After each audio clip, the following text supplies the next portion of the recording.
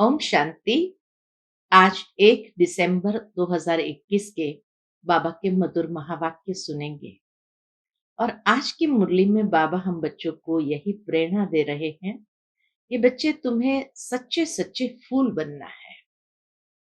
क्रोध रूपी कांटा या कोई भी विकारों रूपी कांटा नहीं होना चाहिए। क्यों?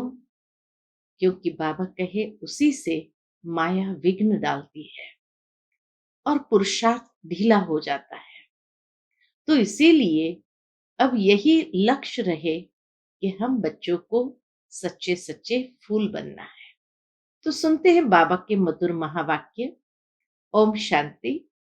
मीठे बच्चे, क्रोध भी बहुत बड़ा कांटा है। इससे बहुतों को दुख मिलता है। इसलिए इस कांटे को निकाल सच्चे सच्चे फूल बनो। आज की मुरली से प्रश्न है, कांटे से फूल बनने वाले बच्चों को बाप कौन सी आथत यानी धैर्य देते हैं? कांटों से फूल बनने वाले बच्चों को बाप कौन सी आथत या धैर्य देते हैं? उत्तर है, बच्चे, अभी तक कांटे से फूल बनने में जो माया विघ्न डालती है, यह विघ्न एक दिन खत्म हो जाएंगे। तुम सब स्वर्ग में चले जाएंगे। यह कलयुगी कांटे खत्म हो जाएंगे। बाप ने तुम्हें संगम युगी पॉट में डाला है। जैसे फूलों का पॉट होता है, गमले होते हैं, तो बाबा कहे बाप ने तुम्हें संगम युगी पॉट में डाला है। माया भल मुरझा देती है, लेकिन ज्ञान का बीज अविनाशी है। यह बीज विनाश नहीं हो सकता। आज की मुरली से पहले गीत बजा है, न वह हमसे जुदा होंगे, न उल्फत दिल से निकलेगी। ओम शांति। शिव बाबा ब्रह्मा के तन से मीठे मीठे सिकिलधे रूहानी बच्चों प्रति गुह्य राज व ज्ञान समझा रहे हैं। एक तो बच्चों ने गीत सुना कि बाबा, हम आपके ऊपर बलि चढ़ेंगे, भल कितने भी सितम सहन करने पड़े। सितम क्यों होते हैं? पूछते बाबा, सितम क्यों सहन करने पड़ते हैं? तो सितम क्यों होते हैं? क्योंकि मनुष्य को विकारों का जहर नहीं मिलता। यह तो बच्चे जानते हैं कि हम न आत्मा को न परमात्मा को जानते थे, न अपने आप को न बाप को जानते थे। इसलिए जैसे जानवर बुद्धि है थे। बाबा कहे इसलिए जैसे जानवर बुद्धि थे। लौकिक संबंध में तो अपने को जानते हैं, बाप को भी जानते हैं। इस समय के मनुष्य अपने को और पारलौकिक बाप को बिल्कुल ही नहीं जानते हैं। कह देते हैं, परमात्मा का तो कोई नाम रूप देश काल है ही नहीं, तो फिर आत्मा का भी नहीं होना चाहिए। अगर परमात्मा का नाम रूप देश काल कुछ नहीं है, तो बाबा कहे फिर तो आत्मा का भी नहीं होना चाहिए। आत्मा को भी वे लोग जानते ही नहीं। कह देते आत्मा सो परमात्मा। अभी तुमने जाना है, वह तो सिर्फ नाम मात्र कह देते हैं। आत्मा और जीव है। आत्मा अविनाशी है, जीव विनाशी है। अच्छा, आत्मा क्या चीज है? बाबा कहे उनको पूछो आत्मा क्या चीज है, उनका रूप रंग क्या है। नाम तो जानते हैं कि आत्मा है, परंतु वह कैसी है, क्या करती है, कैसे कैसे पाठ बजाती है, कितना समय पाठ बजाती है, इस आत्मा की नॉलेज का कोई वर्णन कर न सके। बाबा कहे उनके पास कोई नॉलेज नहीं है, सिर्फ इतना पता है आत्मा है, अजर अमर अविनाशी है। बाकी आत्मा कैसी है, कितना पाठ बजाती है, कहाँ रहती है, कोई नॉलेज नहीं है। इस आत्मा की नॉलेज का कोई वर्णन कर न सके। अभी तुम जानते हो, आत्मा छोटा स्टार है। आत्मा में ही सारा 84 जन्म का पाठ अविनाशी नूंदा हुआ है। शंकराचार्य की आत्मा भी अपना पाठ बजा रही है, यह भी कोई नहीं जानते। बाबा कहे शंकराचार्य की आत्मा भी अपना पाठ बजा रही है, यह भी कोई नहीं जानते कि आत्मा कैसे सतो प्रधान फिर सतो रजो तमो में आती है। सिर्फ कह देते हैं, भ्रुकुटी के बीच चमकता है अजब सितारा। बस, और कुछ नहीं जानते। आत्मा को नहीं जाना, गोया परमात्मा को नहीं जाना। इस समय यह है कांटों का जंगल। सब कांटे हैं। न रचयिता परमपिता परमात्मा को जानते हैं, न रचना के आदि मध्य अंत को जानते हैं। तुम बच्चे आत्मा और परमात्मा को जानते हो, सो भी नंबरवार पुरुषार्थ अनुसार। बहुत बच्चे हैं, बाबा कहे बहुत बच्चे हैं जो यथार्थ रीति नहीं जानते। देह अभिमान में रहने के कारण पूरी धारणा नहीं होती है। नंबरवार तो है ना। पूछते हैं, बाबा ऐसा क्यों है, सभी नंबरवार क्यों है? तो बाबा ने बता दिया, देह अभिमान के कारण पूरी धारणा नहीं होती, नंबरवार तो है ना। पूछते हैं, बाबा ऐसा क्यों है? बाबा कहते, बच्चे ये राजधानी स्थापन हो रही है, इसलिए सब एक जैसी धारणा तो कर नहीं सकेंगे। इसमें सब प्रकार के जरूर चाहिए, सब प्रकार के जरूर चाहिए। पत्थर बुद्धि हो तब तो कम से कम पद पाए। अगर खुद जानते हो तो औरों को भी समझाएं। तुम कहेंगे आगे चलकर समझाने लग पड़ेंगे, परंतु ऐसे भी कोई चाहिए, तब तो कम पद मिलेगा ना। राजधानी है पूरी, महाराजा महारानी, पूरा रॉयल घराना है, शाहूकार प्रजा है और दास दासियां भी है। तो बाबा कहे सब प्रकार के चाहिए। जो पत्थर बुद्धि होंगे कम पद पाएंगे। अगर खुद जानते हो तो औरों को भी समझाएं। तुम कहेंगे आगे चलकर समझाने लग पड़ेंगे, परंतु ऐसे भी कोई चाहिए, तब तो कम पद मिलेगा ना। कहाँ राजा, कहाँ प्रजा, कितना फर्क है। यहाँ तो राजा प्रजा सबको दुख है। इस दुनिया में तो राजा प्रजा सबको दुख है। सतयुग में न राजा को दुख न प्रजा को, परंतु मर्तबे में फर्क है, अंतर तो रहेगा। पूरी धारणा न होने के कारण किसको समझा नहीं सकते हैं। फिर कोई न कोई कांटा लगता रहेगा, कभी लोभ का, कभी मोह का। भूतों की प्रवेशता होती रहेगी, यह भी होना है जरूर। बाबा कहे ये तो अंत तक होना है जरूर। तुम हो प्रजापिता ब्रह्मा कुमार कुमारियां। प्रजापिता का बाप कौन? शिव बाबा। बाकी शिव का बाप कोई होता नहीं। यह ब्रह्मा विष्णु शंकर भी शिव की रचना है। तो सब हो गई आत्माएं। परम पिता परमात्मा एक है। ब्रह्मा विष्णु शंकर अथवा लक्ष्मी नारायण आदि कोई भी मनुष्य आत्मा से कभी गति सदगति का वर्षा मिल नहीं सकता। बाबा कहे ब्रह्मा विष्णु शंकर लक्ष्मी नारायण या कोई भी मनुष्य न आत्मा को गति सदगति का वर्षा दे सकता है। मनुष्य न आत्मा को यथार्थ जानते हैं, न परमात्मा को जानते हैं। एक परमपिता परमात्मा ही आत्मा का रियलाइजेशन करा सकते हैं।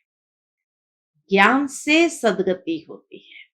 सदगति कैसे होती है आत्माओं की? ज्ञान से सदगति होती है। ज्ञान तो एक बाप ही देते हैं। कोई कोई बच्चे फिर यज्ञ की स्थूल सेवा भी बहुत करते हैं। इस सब्जेक्ट से भी मार्क्स मिलती है। अब तुम बच्चों को बाप अमर कथा, तीजरी की कथा सुनाते हैं। यह वास्तव में कथा नहीं है, यह है रूहानी ज्ञान। बाबा जो आकर के हमें कथा नहीं सुनाते हैं, लेकिन रूहानी ज्ञान देते हैं। अपने को और बाप को जानना, वह तो कह देते हैं जैसे पानी से बुदबुदा निकलता है फिर समा जाता है। हम ब्रह्म से पैदा हो पाठ बजाए फिर ब्रह्म में लीन हो जाते हैं या ब्रह्म ही बन जाते हैं, और कोई रचना और रचता का ज्ञान है ही नहीं। ज्ञान तो बाप ही आकर समझाते हैं। इनका नाम है शिव। फिर उनको कोई रुद्र भी कहते हैं, कोई पाप कटेश्वर भी कहते हैं। अनेक नाम रख पूजा की सामग्री बढ़ा दी है। जो जो परमात्मा ने कर्तव्य किया है उस पर भिन्न भिन्न नाम रख बहुत मंदिर बना दिए हैं। अब बाप कहते हैं यह है कांटों की दुनिया, विषयी सागर। यह भी सबसे लिखाया जाता है कि ईश्वर सर्वव्यापी नहीं है। बाप तो आकर भारत को स्वर्ग बनाते हैं तो सारी दुनिया स्वर्ग बन जाती है। यह भी किसकी बुद्धि में नहीं आता। शास्त्र सब है भक्ति के, बाकी हर एक को अपने अपने काम का ज्ञान है। वाढ़े, कारपेंटर को सिंधी में वाढ़े कहते हैं। तो बाबा कहे वाढ़े को वाढ़े का ज्ञान है, एक कारपेंटर को कारपेंट्री का ज्ञान है, डॉक्टर को डॉक्टरी का ज्ञान है। यह है रूहानी ज्ञान। हम सब आत्माएं हैं तो आत्माओं को आत्माओं का ज्ञान तो होना चाहिए। जो तो एक परमात्मा ही आकर देते हैं। मनुष्य को यह पता ही नहीं कि परमात्मा किसको कहा जाता है। गीता में श्री कृष्ण का नाम डाल दिया है। मुख्य बात है ही यह। माए बाप को खंडन कर दिया है तो बाकी सब शास्त्र झूठे हो गए। झूठे पत्थरों की भी खानियां होती है, सच्चे हीरो की खानियां होती है तो नकली इमिटेशन हीरो की भी खानियां होती है। यह भी जैसे झूठे पत्थर है। पारस बुद्धि वाले रहते हैं पारसपुरी सतयुग में। यह तो है नर्क। बुलाते हैं हे पतित पावन आओ, तो जरूर पतित है। नर्क और स्वर्ग दोनों भारत में ही है। कोई मरते हैं तो कहते हैं स्वर्ग गया।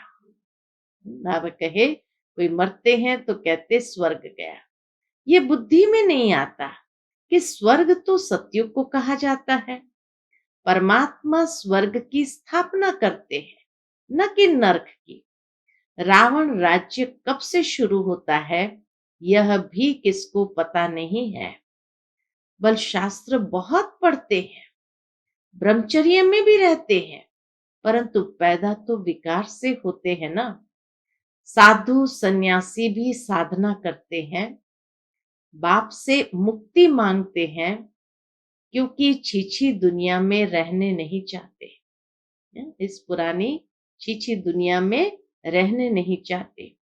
अब बाप कहते हैं पहले आत्मा को जानो कि कैसे जन्म मरण में आती है, कैसे सच्चे सोने में खाद पड़ती है, कैसे 84 जन्मों का पाठ बजाती है।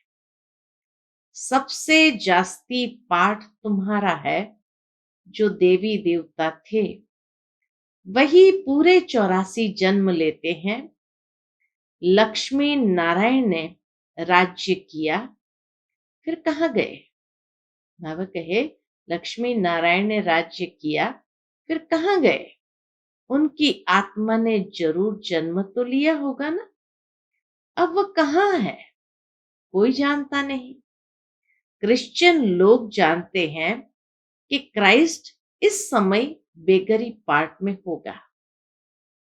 तुम तो अच्छी रीति जानते हो, लक्ष्मी नारायण जो स्वर्ग के मालिक थे, उन्हों को ही पुनर्जन्म ले 84 जन्म पूरे करने हैं। सभी आत्माएं 84 जन्म नहीं लेंगी। यह भी ज्ञान बुद्धि में धारण करने का है। योग में रहने के सिवाय कांटों से फूल बन नहीं सकते। योग से ही विकर्म विनाश होंगे और सतो प्रधान फूल बनेंगे। जब तक यहाँ है तब तक कुछ न कुछ कांटे पने का अंश रहता है।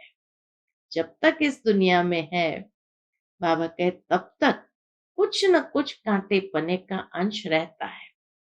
फूल बन गए फिर तुम यहाँ रह नहीं सकेंगे। कर्मातीत अवस्था हो जाएगी तो यहाँ नहीं रह सकेंगे। फूलों का बगीचा सतयुग को कहा जाता है। अभी तुम कांटों के जंगल अथवा रावण के राज्य में हो। सब कांटे ही कांटे हैं। जो बहुत कांटों को फूल बनाते हैं, उन्हें ही सच्चा खुशबूदार फूल कहेंगे। एक फूल होता है किंग ऑफ फ्लावर्स। एक फूल होता है जिसको कहते हैं किंग ऑफ फ्लावर। सफेद होता है, टेबल पर रखा जाता है, फिर खिलता रहता है, खुशबू बढ़ती रहती है। ऐसा फूल कोई होता नहीं। अब किंग फूल है तो क्वीन भी चाहिए। बाबा के अगर किंग है तो क्वीन भी चाहिए। तो रात की रानी, किसी ने कहा बाबा को रात की रानी, तो बाबा कहे गुलाब मोती आदि अच्छे अच्छे फूल है। फ्लावर शो दिखाते हैं, वहां सब अच्छे अच्छे फूल ले आते हैं। जो अच्छे अच्छे फूल लाते हैं उनको इनाम भी मिलता है। तुम भी फूलों का बगीचा बनाते हो ना। शिव पर फूल चढ़ाते हैं, उसमें रतन ज्योत अक के फूल भी चढ़ाते हैं। बाबा ने समझाया है, मैं यहाँ तुम बच्चों को फूल बनाने का पाठ बजाता हूँ। इस समय संगम पर बाबा को भी पाठ बजाना पड़ता है और हर एक आत्मा को कांटों से फूल बनाने का पाठ ये बाबा का है। मैं जानता हूं कौन गुलाब के फूल है, कौन मोतिया है, कौन रतन ज्योत है, कौन अक है। सबसे चीची होता है अक। उनकी चलन ही कांटों मिसल होती है। कोई कोई बहुत तीखे कांटे हैं। क्रोध का भी एक कांटा है, बहुतों को दुख देते हैं। अभी तुम कांटों की दुनिया से किनारे में हो, संगम पर हो। अभी कांटों की दुनिया से किनारे में हो, संगम पर हो। कांटों से फूल बन रहे हो। जैसे माली कांटों को निकाल फूलों को अलग पॉट में रखते हैं। फूलों का जो छोर होता है उसको अलग पॉट में रखते हैं। तुमको भी बाबा ने अलग कर दिया है। तुम संगम पर हो, तुम्हारी मरम्मत होती रहती है। फिर भी क्या, फिर भी बाबा कहे माया कांटा बना देती है। फिर भी एक बार हमारा बन गया ना, तो ये माया के विघ्न भी एक दिन खत्म हो जाएंगे। फिर यह जो पॉट में लगे हुए फूल है वह सब स्वर्ग में चले जाएंगे। ये संगम के गमले में जो लगे हुए फूल है, बाबा कहे वह सब स्वर्ग में चले जाएंगे। कलयुगी कांटे सब भस्म हो जाएंगे। तुम कितने थोड़े फूल हो। तुम्हें संगम युगी पॉट में डाला है, बीज बोया हुआ है। माया का तूफान लगता है तो मुरझा देते हैं। माया का तूफान लगते ही बाबा कहे ये फूल मुरझा जाते हैं। फिर भी अविनाशी ज्ञान का बीज एक बार डाला है तो वह विनाश नहीं होता है। बाप बैठ बच्चों को समझाते हैं, तुम बच्चों को बहुत बहुत नीडर बनना है। बाबा कहते हैं कि ये लिख दो कि हर 5000 वर्ष के बाद ये मेला प्रदर्शनी हम इस संगम पर दिखाने आए हैं।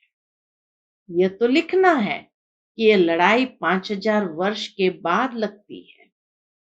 पुरानी दुनिया को नया बनाने या नरकवासियों को स्वर्गवासी बनाने बाबा डायरेक्शन तो बहुत देते हैं, युक्तियां तो बहुत सहज बताते हैं। बाप को याद करो और स्वर्ग की बादशाही लो। मनुष्य तो पानी में डुबका मारते रहते हैं, सो भी सागर में जाए ना। बाबा कहे सागर में जाए ना।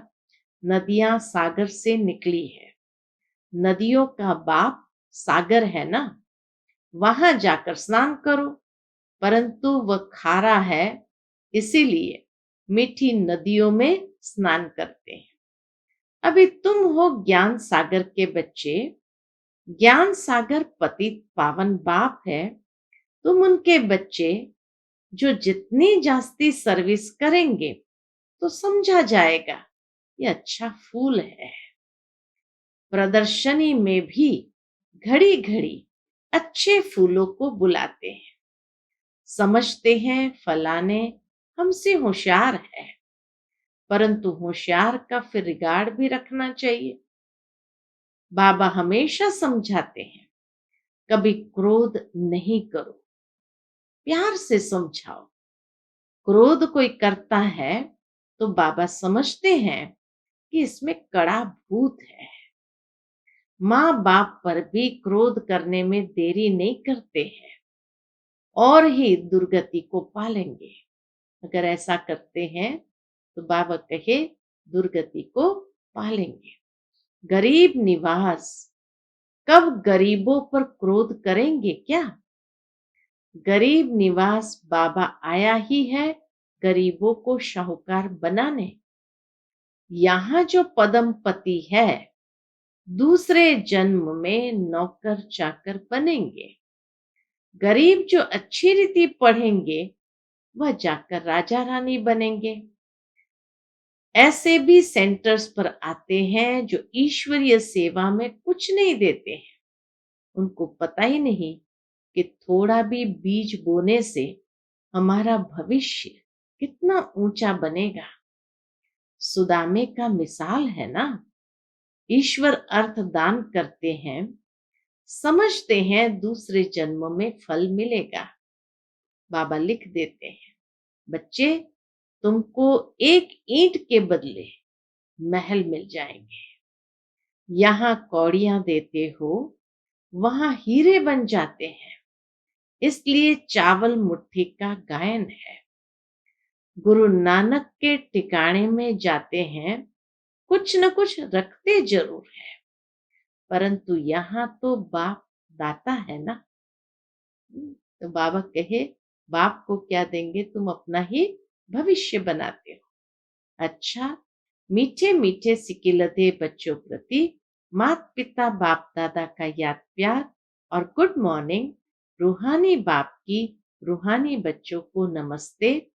हम सब रूहानी बच्चों की रूहानी माता पिता बाप दादा को याद प्यार, गुड मॉर्निंग और नमस्ते। नमस्ते। शुक्रिया बाबा, शुक्रिया। आज की मुरली से धारणा के लिए मुख्य सार है। पहली पॉइंट, बहुत बहुत नीडर बन कांटों को फूल बनाने की सेवा करनी है। बहुत बहुत नीडर बन कांटों को फूल बनाने की सेवा करनी है। सब में अविनाशी बीज बोते रहना है। दूसरी पॉइंट, क्रोध का बहुत बड़ा कांटा है, उसे छोड़ बहुत बहुत प्यारा बनना है। प्यार से सर्विस करनी है, सर्विसेबल का रिगार्ड रखना है।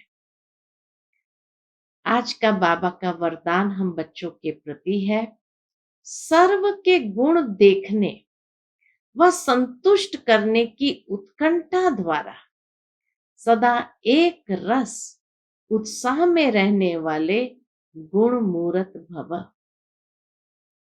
सर्व के गुण देखने व संतुष्ट करने की उत्कंठा द्वारा सदा एक रस उत्साह में रहने वाले गुण मूरत भव। सदा एक रस उमंग उत्साह में रहने के लिए जो भी संबंध में आते हैं उन्हें संतुष्ट करने की उत्कंठा हो। जिसको भी देखो उससे हर समय गुण उठाते रहो। सर्व के गुणों का बल मिलने से उत्साह सदा काल के लिए रहेगा। उत्साह कम तब होता है, बाबा कहे उत्साह कम तब होता है जब औरों के भिन्न भिन्न स्वरूप, भिन्न भिन्न बातें देखते सुनते हो।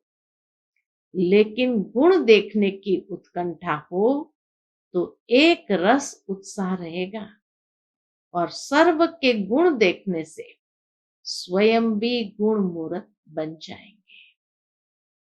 आज का स्लोगन है, बेहद के वैराग्य वृत्ति का फाउंडेशन मजबूत हो तो सेकंड में अशरीरी बनना सहज है।